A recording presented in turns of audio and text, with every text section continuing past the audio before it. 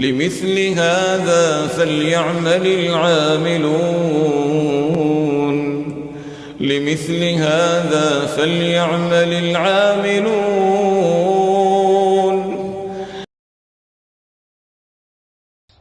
Que portent les gens de la Sunna et du groupe Ahl Sunna wal Jama'a à At-Tawhid, le monothéisme, est que, comme nous l'avons expliqué lors du cours précédent, est la première chose à laquelle ils appellent et la première chose par laquelle ils commencent leur da'wah, leur appel à Allah tabaraka wa ta'ala. Et ceci est la voie de notre prophète Muhammad sallallahu alayhi wa sallam et des messagers avant lui. Allah tabaraka wa ta'ala dit dans son livre: قل هذه السبيل أدعو إلى الله على بصيرة أنا ومن اتبعني. Dans la traduction approximative de ces paroles, dit au Muhammad, donc Allah tabaraka wa ta'ala s'adresse à son prophète sallallahu alayhi wa sallam en disant, dit dans la traduction approximative de ces paroles, dit: ceci est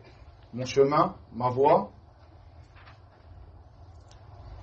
J'appelle les gens à la religion d'Allah, moi et ceux qui me suivent, nous basons sur une preuve évidente. Et dans ce verset, Allah tabaraka wa ta'ala ordonne son prophète Muhammad sallallahu alayhi wa sallam de dire: ceci est ma voie, j'appelle à Allah, c'est-à-dire que j'appelle à Allah seul et sans associé. Et ceci est ma voie, et ceci est la voie des messagers qui m'ont précédé. Comme cela,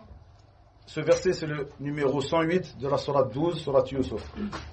alayhi salam. Comme cela, Allah tabaraka wa ta'ala dit dans son livre: Ya ayyuhal muddaththir qum fa'anzir wa rabbaka fakabbir wa thiyabaka fatahhir, ila akhiri al-ayat de sourate al-Muddaththir, c'est-à-dire qu'ils traduisent communément comme l'enveloppé dans ou le revêtu d'un manteau. Il dit donc dans le sens approximatif de ces paroles: ô toi Muhammad, encore une fois Allah tabaraka wa ta'ala s'adresse à son prophète sallallahu alayhi wa sallam, le revêtu d'un manteau, lève-toi et avertis, et de ton Seigneur célèbre la grandeur, et tes vêtements purifie-les, jusqu'à la fin de ces versets. Et ceci est la première des révélations qui fut révélée à notre prophète Muhammad sallallahu alayhi wa sallam après surat Iqra, que vous connaissez tous, le début de la révélation, celle qui a fait de notre prophète Muhammad sallallahu alayhi wa sallam un prophète dans la grotte de Hira.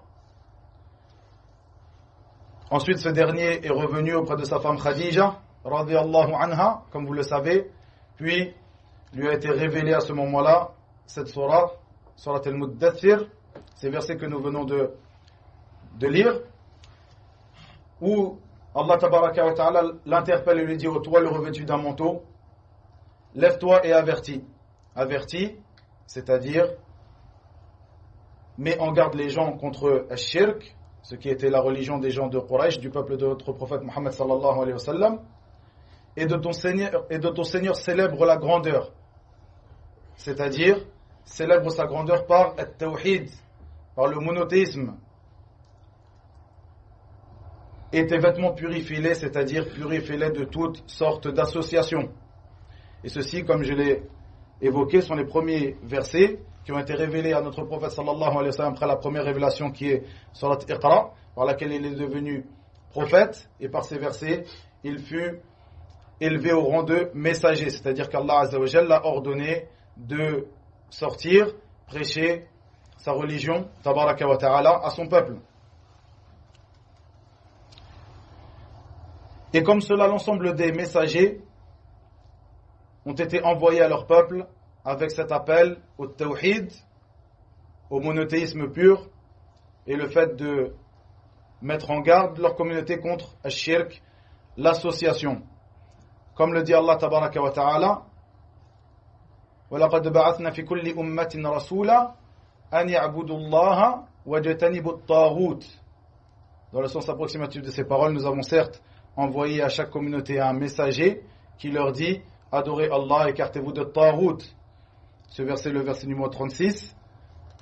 de Surat Al-Nahl, les abeilles, la Surat numéro 16. C'est un verset qui est très important, c'est une grande base dans cela, dans l'appel des gens de la Sunna. La base de l'appel de la da'wa des gens de la Sunna, At-Tawhid. On voit bien dans ce verset qu'Allah Azza wa Jalla n'a pas envoyé un messager avant le prophète Mohammed sallallahu alayhi wa sallam et jusqu'à lui sans que ce dernier n'appelle sa communauté à cela, At-Tawhid, le monothéisme pur. Et en même temps, comme nous l'avons expliqué la semaine dernière, le fait qu'il mettait en garde son peuple contre le shirk, l'association, donc ce qui va à l'encontre de At-Tawhid.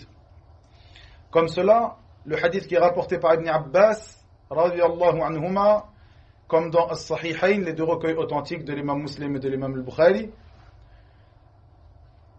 où il rapporte que lorsque le prophète Mohammed sallallahu alayhi wa sallam envoya Mu'adh radiyallahu anhu au Yémen afin de les prêcher, de les appeler à l'islam, il lui dit tu es certes envoyé, dans le sens approximatif de ces paroles bien sûr, tu es certes envoyé à un peuple parmi les gens du livre, que la première chose à laquelle tu les appelles soit qu'ils unifient Allah, an yuwahhidullah. Et dans une autre version de ces hadiths, an yaqulu la ilaha illallah, qu'ils disent la ilaha illallah. Donc voici la voix de notre prophète Mohammed sallallahu alayhi wa sallam dans son appel à Allah tabaraka wa ta'ala,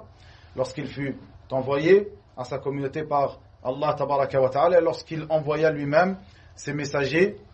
afin de prêcher la religion de vérité, il les envoya avec cette parole la ilaha illallah, avec le monothéisme pur.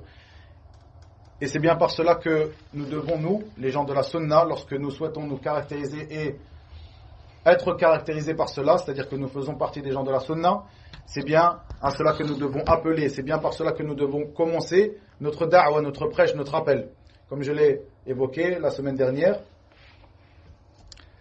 l'appel à Allah tabaraka wa ta'ala incombe tout à chacun en fonction de ce qu'il peut. C'est-à-dire que toi, après avoir étudié, après avoir appris, comme après avoir appris le cours de la semaine dernière, le cours d'aujourd'hui, après avoir écouté Al-Khutbah, le sermon du jour du vendredi, tu rapportes ce que tu as appris, entendu et maîtrisé à ta famille, à tes proches. C'est-à-dire que Ad-Da'wa n'appartient pas à certaines personnes en particulier, mais chacun en fonction de ce qu'il peut, de ses capacités.